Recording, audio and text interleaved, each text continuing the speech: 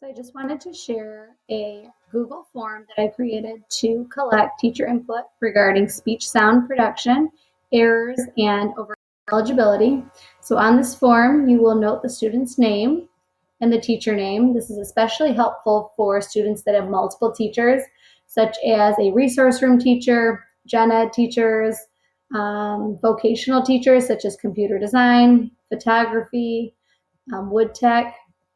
There are various questions here relating to the teacher's observation of the student. Do you think they're aware of their speech sound errors? Do you think they feel frustrated or embarrassed because of their speech production? Do you think they avoid speaking in class? And the teachers will just go down and check whatever box they believe suits their student.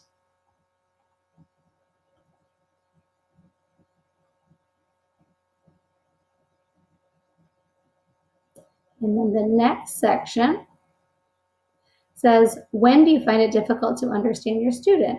Is it speaking within context when the topic is known, or is it more of spontaneous conversation? And to what extent do you find it difficult to understand your student? Do you understand them the majority of the time, 95 to 100%? Or is it they don't always speak clearly and you can understand them 75 to 95% of the time? Or is it frequently difficult to understand them and you can only understand them 50 to 75% of the time? Or do you rarely understand them and it's 50% or less of the time?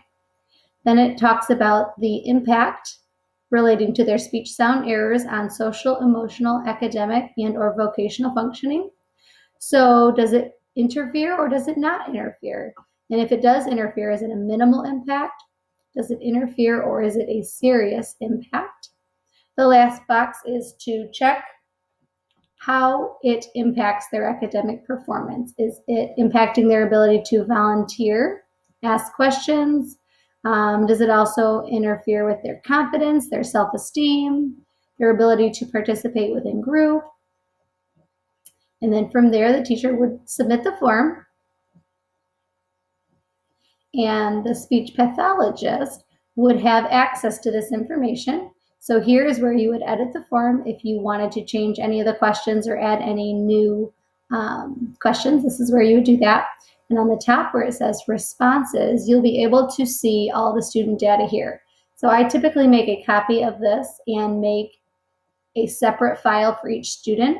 So this right here you can see has 4 responses. And under student name, it says Mandy is the only student that has data reported on. So you can see the people that have completed this form, Mrs. SLP, mom, and the computer design teacher. Here are the various questions. So you can see how the teachers rated the student. You can also see how difficult it is to understand the student. And you can see that 3 out of the 4 responses said that it was difficult to understand the student within spontaneous conversation. Right here, it looks like all 4 people that completed the survey said that the student doesn't always speak clearly. Under the academic impact, it looks like 3 out of the 4 people that completed this form said that it does interfere with their academic performance. And how does it interfere? The section, it looks like 3 out of the 4 people said that the student is not volunteering in class. Only 1 person said that it interferes with their ability to ask questions. This just kind of gives you an idea what the impact is according to all of the teachers' perceptions. So you can also click questions right here or individual responses, and this would give you an individual response from Mrs. SLP, and this is her form.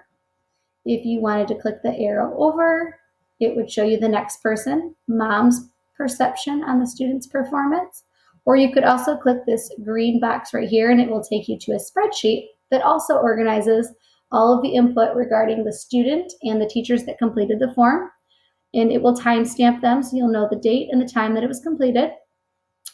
These are all for the student named Mandy, and here are the different teachers that completed the form. And you can kind of get a good idea of what is what the patterns are with the student's ability to speak clearly in the classroom setting. And that just gives us a good idea of what their strengths and weaknesses are and how we can provide support to that student.